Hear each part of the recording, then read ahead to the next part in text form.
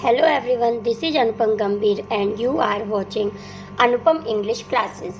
आज के इस वीडियो लेक्चर में हम class 11th English Hornbill book से chapter number 2 we are not afraid to die if we can all be together का एक्सप्लेनेशन लाइन बाय लाइन पढ़ेंगे, जिसके writer Gordon Cook and Alan East हैं। Student, इस chapter के first part में हमने देखा था जो इस चैप्टर के राइटर है गॉर्डन कुक, वो अपनी वाइफ मैरी, बेटे जोनाथन और बेटी सुजैन के साथ प्लाईमाउथ इंग्लैंड से समुद्री यात्रा के लिए निकले थे। कॉपी किसकी की थी उन्होंने?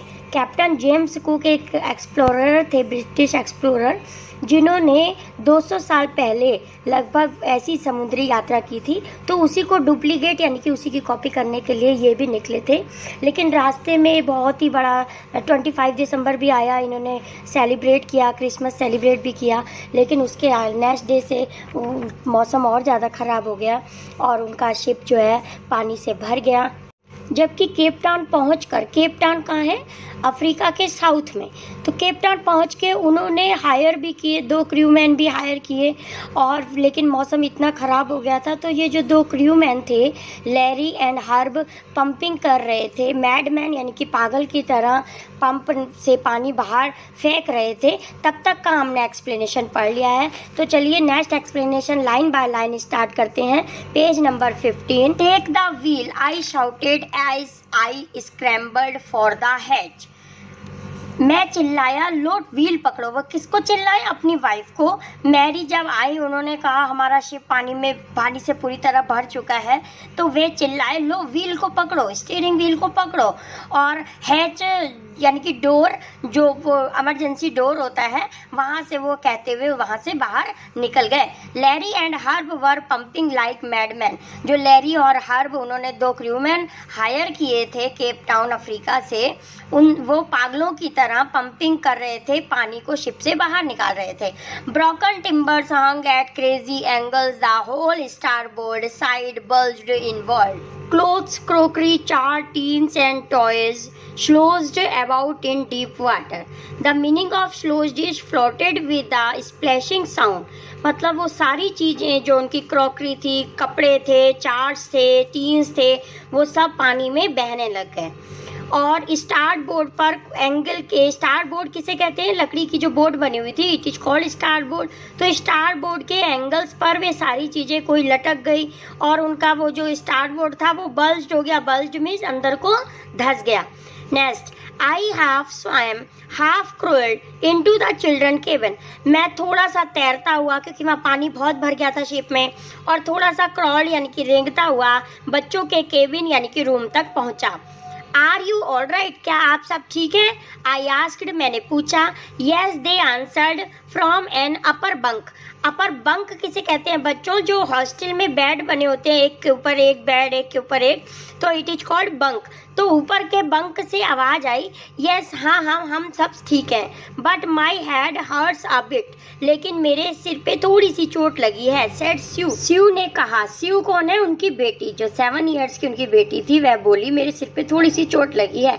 Poynting to a big bump above her eyes. और उसकी आंखों के ऊपर बम्प मतलब थोड़ी सी स्वेलिंग, थोड़ा सा सूज गया था। I had no time to worry about bumped heads. मेरे पास तुम्हारे बम्प हेड को देखने के लिए, फूले हुए सिर को देखने के लिए कोई टाइम नहीं है। ये बात किसने बोली? ऑथर ने बोली। After finding a hammer, screws and canvas. Hammer किसे कहते हैं? हथौड़ा। स्क्रू, कुछ स्क्रू लिए, हैमर लिए, कैनवास एक बहुत बड़ा सा paper. I struggled back on deck. अब बैक डेक में चले गए। डेक किसे कहते हैं? Floor of the ship. Ship के फ्लोर पर पीछे की साइड में चले गए।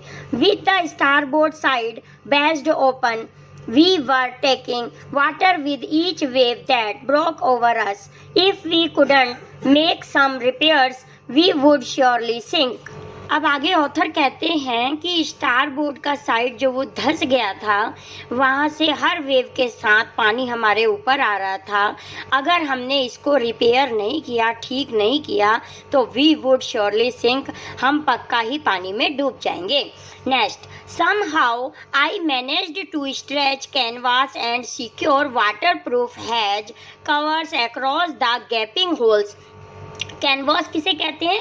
एक शीट सी प्लास्टिक का पेपर सा बहुत बड़ा सा, जिससे उन्होंने गैपिंग होल, जो गैप वाले होल थे उसमें वो उन्होंने कैनवास को डाल दिया, जिससे कि वो होल बंद हो जाएं और पानी अंदर आने से रुक जाए। Some water continued to stream below but most of it was now being deflected over the side. कुछ पानी तो अभी भी अंदर आ रहा था, लेकिन ज़्यादातर पानी अब अंदर आना रुक गया था। कैसे रुक गया था? जो उन्होंने होल थे उसको कैनवास से बंद कर दिया था। More problem assure when our hand pumps started to break up with the debris floating around the cabins and the electric pump short circuit.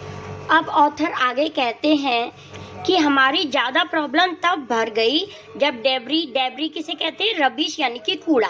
जब कूड़ा करकट तैरता हुआ हमारे पंप में भर गया और हमारे जो पंप थे वो ख़राब हो गए, तो हमारे लिए और प्रॉब्लम क्रिएट हो गई। और एक पंप तो जो क्या हो गया, शॉर्ट सर्किट से भी ख़राब हो गया। द वाटर लेवल रोज थ्रिएटिंगली, जो पानी का लेवल है वो बढ़ता ही जा रहा था। Back on deck I found that our 2 spare hand pumps had been ranged overboard along with the forestally sail, the jib, the dinghies and the main anchor। अब आगे ऑथर कहते हैं कि मैं डेक पर, यानी कि शिप के फ्लोर पर गया।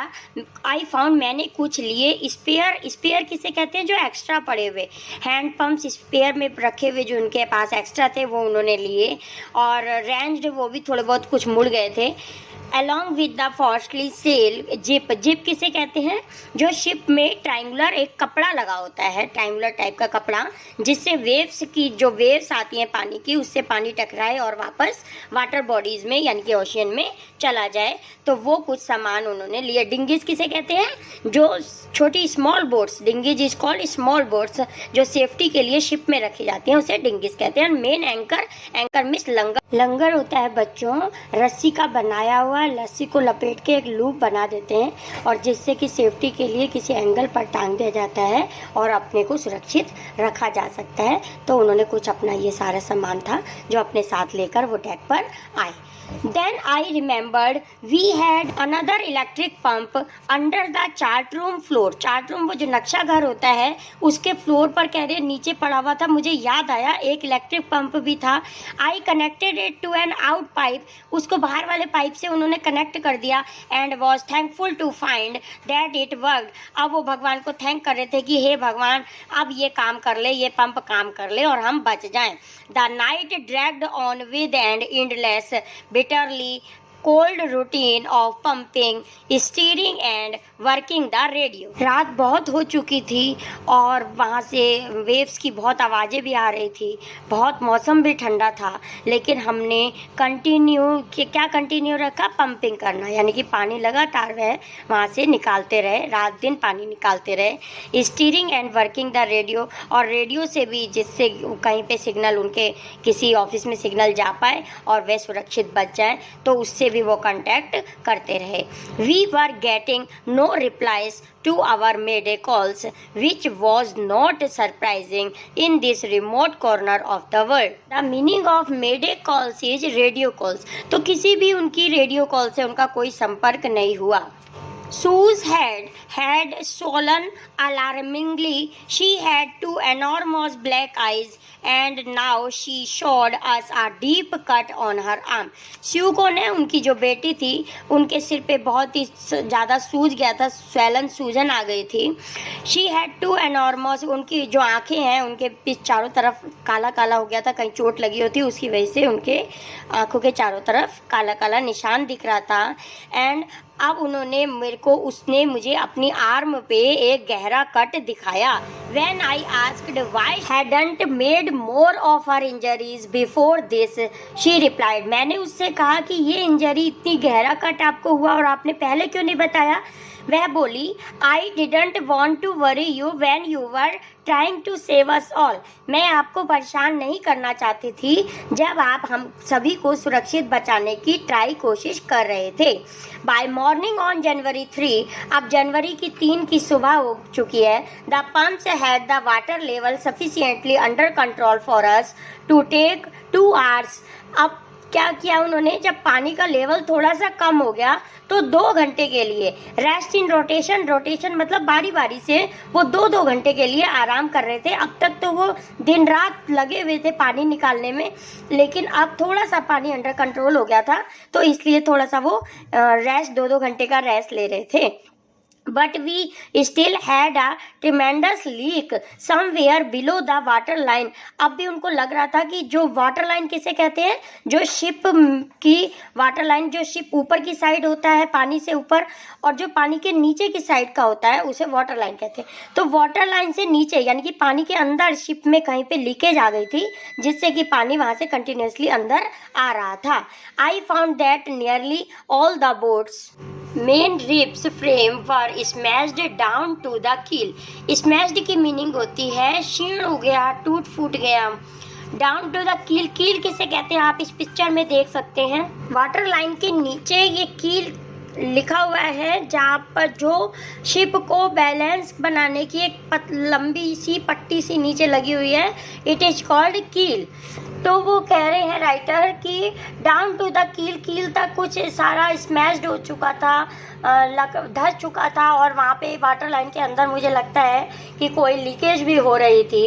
In fact there was nothing holding up a whole section of the starboard hull except a few cupboards partitions। अब ऑथर कहते हैं कि वस्तुतः जो भी बड़े बड़े पोर्शन थे वो तो उस कपड़े से कैनवास लगाकर ढक दिए गए। हल किसे कहते हैं स्टूडेंट्स, इस पिक्चर में आप देख सकते हैं कील के पास हल का पोर्शन है, कह रहे हैं वहाँ पे कुछ छोटे छोटे पार्टीशन है जहाँ से अभी भी थोड़ी सी लीकेज आ रही थी। उसके अलावा सारे लीकेज उन्होंने होल जो है बंद कर दिए थे। We had survived for 15 hours since the wave hit. हम 15 घंटे तक हमने उस वेव को, जो हमें वेव मार रही थी, मान की पुश कर रही थी जो वेव, उसको हमने 15 घंटे तक सामना किया। But Wavewalker would not hold together long enough for us to reach Australia. अब कहते हैं कि वेव वॉकर का हमें ऑस्ट्रेलिया पहुंचाना मुमकिन नहीं लग रहा है। वेव वॉकर क्या है, उनकी जो बोट है, शिप है।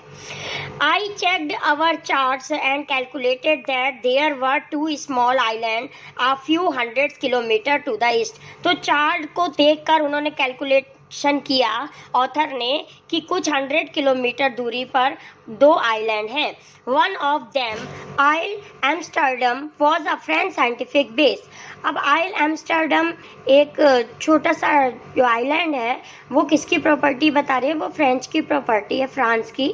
Our only hope was to reach this pinpricks in the vast ocean. इस बड़े से ओशियन में पिन प्रिंक्स किसे कहते हैं, जब हमारी पूरी बॉडी पे हम सुई की नोक के बराबर हम कुछ सुई चुभा देंगे तो इतनी बड़ी बॉडी पे सुई की नोक का जो निशान होगा वो बहुत जरा सा दिखाई देगा।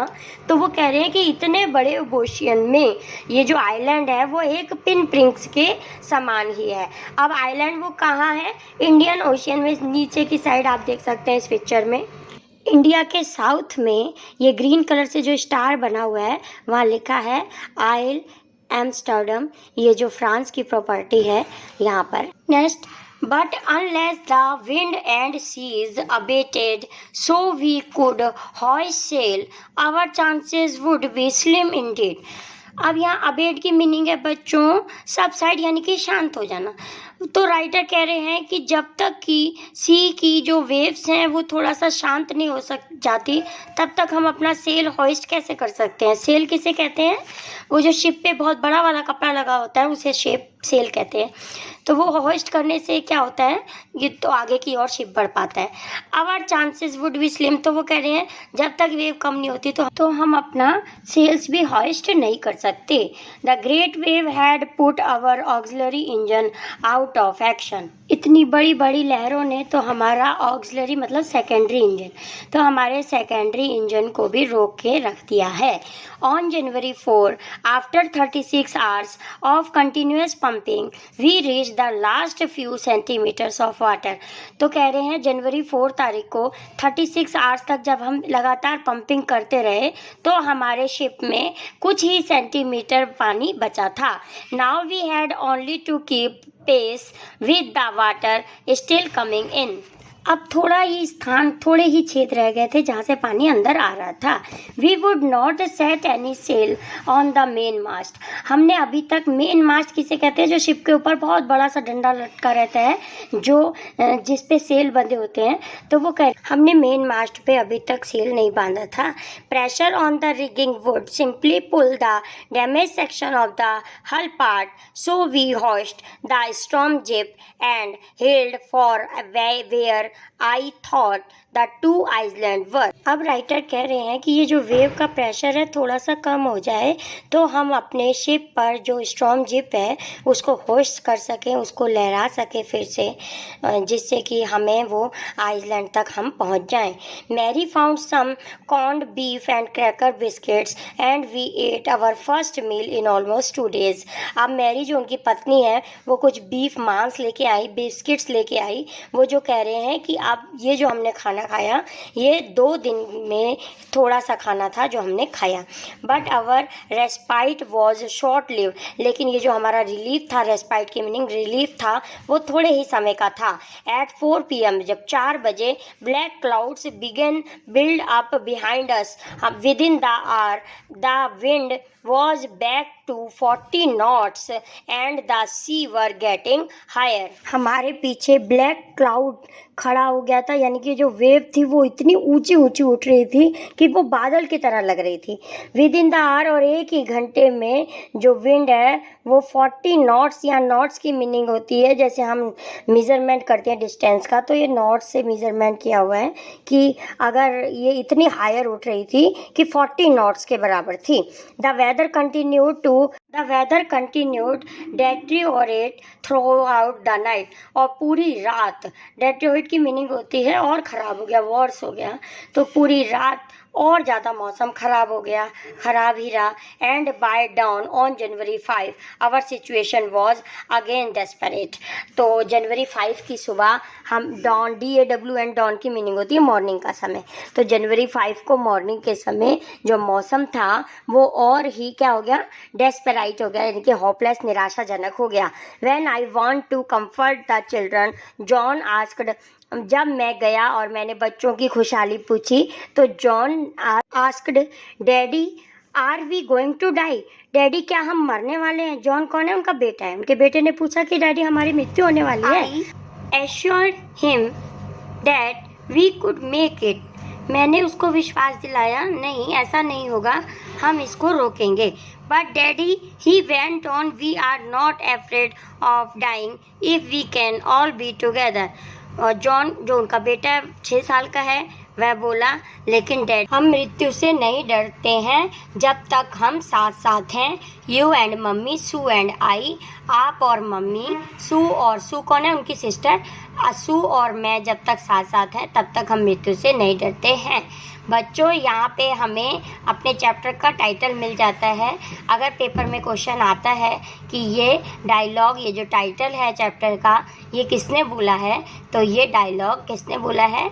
जोनाथन, जो ऑथर का बेटा है, नरेटर का बेटा है, उसने ये डायलॉग बोला है। I could find no words with which to respond, but I left the children's cabin determined to fight the sea with everything I had। अब राइटर कह रहे हैं कि मेरे पास उसको कोई रेस्पॉन्ड, उसका कोई बातों का जवाब देने के लिए, अपने बेटे की बातों का जवाब देने के लिए मेरे पास कोई वर्ड नहीं थे, और मैं अपने बच्चों के केबन से चला गया। क्या करने के लिए चला गया? सी से उठने वाली जो बड़ी बड़ी लहरें थी उनका सामना करने के लिए वहाँ से मैं चला गया, और उन्होंने कुछ सामान भी लिया।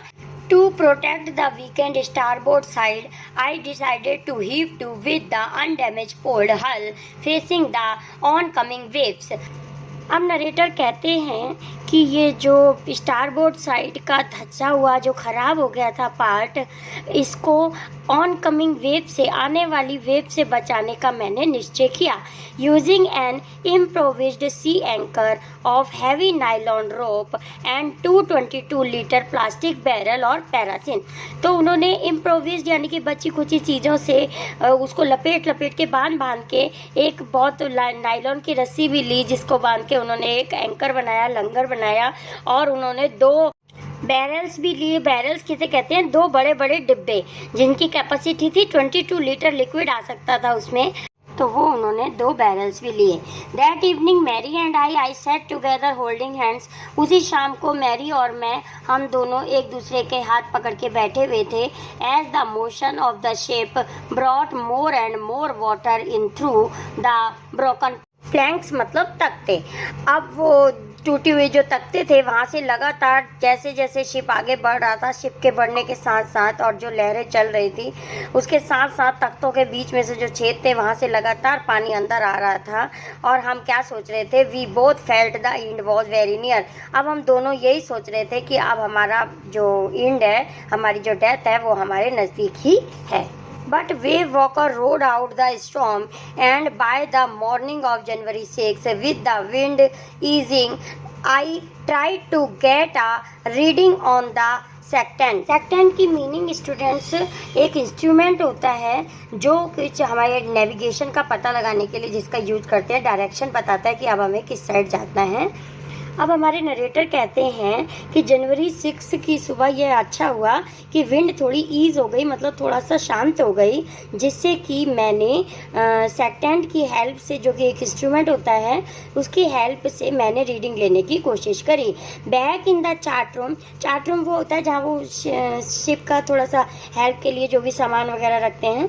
आई worked on wind speed, changes of course, drift and current in an effort to calculate our position. Chart room में गए और उन्होंने किस दिशा में हमें जाना है, किस पोजीशन की तरफ हमें मुड़ना है, इस सब का उन्होंने कैलकुलेट किया। The best I could determine was that we were somewhere in 150,000 kilometer of ocean looking for a 65 kilometer wide island। अब नरेटर कह रहे हैं कि मैंने डिटरमाइन किया कि 150,000 किलोमीटर के ओशियन में से हमें सिर्फ 65 किलोमीटर का एक आइलैंड ढूंढना है, मतलब इतने बड़े ओशियन में से इतना छोटा सा आइलैंड ढूंढना है।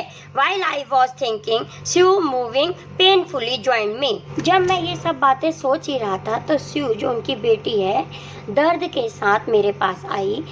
The left side of her head was now very swollen and her black and eyes narrow to slits. Narrator कह रहे हैं कि उसकी लेफ्ट साइड में, उसके सिर पर क्या हो गया था, जो चोट लग गई थी, उस पर सूजन आ गई थी और उसकी जो आंखें हैं वो पूरी ब्लैक हो गई थी। और she gave me a card she had made. अब इस पोजीशन में भी उसने एक कार्ड बनाया। अब राइटर ये भी सोच रहे हैं कि वो 7 साल की बच्ची, ऐसी सिचुएशन में भी उसने एक कार्ड बनाया जो हमें दिया। On the front of she had drawn caricature of Mary and me with the words. Caricature की मीनिंग होती है कार्टून की तरह बनी हुई पिक्चर। तो उसने उसके फ्रंट साइड में कार्टून की तरह पिक्चर बनी हुई थी, किसकी? मैरी, यानी कि उनकी वाइफ की और उनकी। और उस पर कुछ वर्ड्स भी लिखे हुए थे, here are some funny people. यहाँ आप कुछ फनी पीपल देख सकते हैं। Did they make you laugh? क्या इनको देखकर आपको हंसी आएगी? I laughed a lot as well. मुझे बहुत हंसी आ गई। इनसाइड अ मैसेज, उसके अंदर एक मैसेज भी लिखा था, oh how I love you both. ओ, मैं आपको बहुत प्यार करती हूँ। So this card is to say thank you. तो इसी कार्ड के थ्रू मैं आपको थैंक यू कहती हूँ। And let's hope for the best. और अच्छा होने की आशा करती हूँ। somehow we had to make it। और कैसे भी करके हम इसका सामना कर लेंगे, मतलब हम बच जाएंगे। I checked and rechecked my calculation। मैंने अपनी कैलकुलेशन से चेक और रीचेक बार बार चेक किया। We had lost our main compass and I was using a sphere which had not been corrected for magnetic variation। Narrator कह रहे हैं कि जो हमारा मेन कंपास था, कंपास किसे कहते हैं बच्चों? East, west, north, south direction का पता लगाने के लिए एक इंस्ट्रूमेंट होता है जो इस पिक्चर में आप देख सकते हैं, जिससे कि करेक्ट डायरेक्शन का पता चल जाता है। तो कह रहे हैं जो हमारा मेन कंपास था वो तो हमसे खो गया था, लेकिन स्पेयर यानी कि जो एक्स्ट्रा रखा हुआ था हमारे पास, वो क्या करता था, मैग्नेटिक वेरिएशन उससे सही से पता नहीं लग पाती थी, तो उसको हमने इस्तेमाल किया। I made an allowance for this and another estimate of the influence of the westerly currents which flow through this part of the Indian Ocean। अब इस इंडियन ओशियन में साउथ में, जो इंडिया के साउथ में इंडियन ओशियन है, इसमें जो करेक्टली इस समय वेव्स आ रही थी, करंट्स वेव्स आ रही थी, उसका इन्वेस्टिगेशन करने के लिए हमने इस कंपास, ये जो एक्स्ट्रा उनके पास स्पेयर पड़ा हुआ था, उसका उन्होंने help Lee. About 2 p.m. I went on deck and asked Larry to steer a course of 185 degree. 2 बजे मैं डेक पर गया, डेक शिप के फ्लोर को कहते हैं, वहाँ पर गया, और लैरी को ने, जो क्रू मैन उन्होंने हायर किया था केप टाउन से, उसको उन्होंने कहा कि ये जो व्हील के स्टीयरिंग व्हील को 185 डिग्री पर पूरा घुमा दो। इफ़ वी वर लकी, अगर हम लकी हुए, I told him with a conviction I did not feel he could expect to see the island at about PM। अगर हम लकी हुए तो 5 बजे तक, मैं आशा करता हूँ कि 5 बजे तक हमें वो हमारा आइलैंड मिल जाएगा। Then with a heavy heart I went below, climbed on my bunk and amazingly dozed off। अब इतनी बातें कह के बहुत ही उत्साह के साथ धैर्य रखते हुए मैं नीचे तर चला गया और अपने बंक यानी कि बेड पर लेट गया और सो गया। When I woke it was 6 p.m. और जब मैं उठा तो 6 बज चुके थे। एंड ग्रोइंग डार्क, बहुत ही अंधेरा सा हो गया था। I knew we must have missed the island. अब मुझे पता चल गया, मैं जान चुका था कि पक्का ही हमने जो आइलैंड है वो हमारा मिस हो चुका है, यानी कि वो निकल चुका है। And with the sail we had left, और हमने आगे बढ़ने के साथ ही वो आइलैंड को हम छोड़ चुके हैं। We could not hope to beat back into the westerly winds. तो ये वेस्ट की तरफ से जो ये हवाएं आ रही थी, उनसे ऐसा ही संभव था। एट दैट मोमेंट, लेकिन उसी ही पल, a tousled head appeared by my bunk. सूजे हुए सिर के साथ मेरे बेड के पास अपीयर्ड दिखाई दिया। कैन आई हैव ए हग? क्या मैं आपको हग कर सकता हूँ? जोनाथन जो उनका बेटा है, उन्होंने पूछा। Sue was right behind him, और स्यू भी उनके ठीक पीछे ही खड़ी थी। Why am I getting a hug now? I asked, मैंने पूछा कि मुझे हग क्यों करना चाहते हो? Because you are the best daddy in the whole world, क्योंकि इस संसार में तुम सबसे अच्छे पापा हो। एंड द बेस्ट कैप्टन, और एक बेस्ट कैप्टन भी हो। माई सन रिप्लाइड, मेरे पुत्र ने कहा। Not today John, I am afraid. मैं तो डर ही गया, मैंने कहा नहीं, आज मैं एक अच्छा पापा साबित नहीं हुआ। Why you must be, said Sue in a matter of a fact voice. अब पूरे विश्वास के साथ स्यू बोली कि क्यों आप अच्छे साबित आज नहीं हुए? यू फाउंड द आइलैंड, क्यों तुमने आइलैंड तो पा लिया, तुम्हें आइलैंड तो मिल गया। व्हाट आई शाउटेड, मैं चिल्लाया, क्या हमने आइलैंड मिल गया हमें? It is out there in front of us, they charged. वे दोनों एक ही लय में बोले कि हाँ, अब हमारे सामने ही आइलैंड है। As big as a battleship, वह एक बैटल शिप की तरह बड़ा है। I rushed on deck and gazed with relief at the stark outline of Isle Amsterdam. It was only a bleak piece of volcanic rock with little vegetation, the most beautiful island in the world। वह इतना बोलते हुए चिल्लाते हुए कह रहे हैं, writer कह रहे हैं कि मैं वहाँ से दौड़ा और पूरे विश्वास के साथ आइल आम्स्टर्डम को देखा। It was not a bleak piece of volcanic rock with the little vegetation. यह जो आइलैंड था, वहाँ पे बहुत ही लिटिल वेजिटेशन यानी कि प्लांट्स, इन्हें जनरल बहुत ही कम प्लांट्स थे, छोटी वनस्पतियाँ थी। The most beautiful island in the world, और वह संसार का सबसे अच्छा आइलैंड, सबसे सुंदर आइलैंड था। तो स्टूडेंट, उन्होंने इस आइलैंड को सबसे सुंदर इसलिए कहा है क्योंकि इसी आइलैंड को देखने के लिए उन्होंने, इसी आइलैंड पर जाने के लिए उन्होंने इतनी मेहनत की थी। Now we come on page number 18. We anchored offshore for the night, and the next morning all 28 inhabitants of the island cheered as they helped us as shore। shore का मतलब होता है समुद्र का किनारा। ऑफ श्योर, किनारे से थोड़ा सा दूर, समुद्र तट से थोड़ा सा दूर, और एश्योर, समुद्र तट पर। अब नरेटर कह रहे हैं कि हम रात को तो ऑफ श्योर पर रहे, मतलब हमने किनारे से थोड़ा सा दूर पर रहे, लेकिन अगली मॉर्निंग वो सभी 28 इनहैबिटेंट, वो जो फ्रांस की प्रॉपर्टी थी जहाँ पर फ्रांस का शासन था, वहाँ से 28 लोग आए और उन्होंने उनकी हेल्प करी और उनको समुद्र के तट तक, एश्योर तक ले आए। With land under my feet again my thoughts were full of Larry and Herbie. अब वो कह रहे अपने नीचे, पैरों के नीचे ज़मीन देखकर मैं बहुत ही आश्चर्यचकित हो गया और मैं सोचे जा रहा था, थॉट्स सोचे जा रहा था किसके बारे में, लैरी और हर्बी के बारे में। Cheerful and optimist under the direst stress, जिन्होंने इतने स्ट्रेस पर भी पूरे आशावादी रहे और इतनी मेहनत करते रहे। एंड ऑफ मैरी, मैरी के बारे में सोच रहे थे। Who stayed at the wheel for all those crucial hours, Mary जो उनकी पत्नी, वो व्हील को इतने धैर्य के साथ उसने पकड़ा रखा, बिल्कुल नहीं छोड़ा। इतने कठिनाई के घंटों में भी उसने उस व्हील को नहीं छोड़ा। Most of all I thought of 7 years old girl. अब वह किसके बारे में सोच रहे हैं, अपनी बेटी के बारे में जो 7 साल की है मात्र। Who did not want us to worry about a head injury, जिसने अपनी हेड की इंजरी के बारे में भी नहीं हमें बताया। Which subsequently took 6 minor operations to remove a recurring blood clot.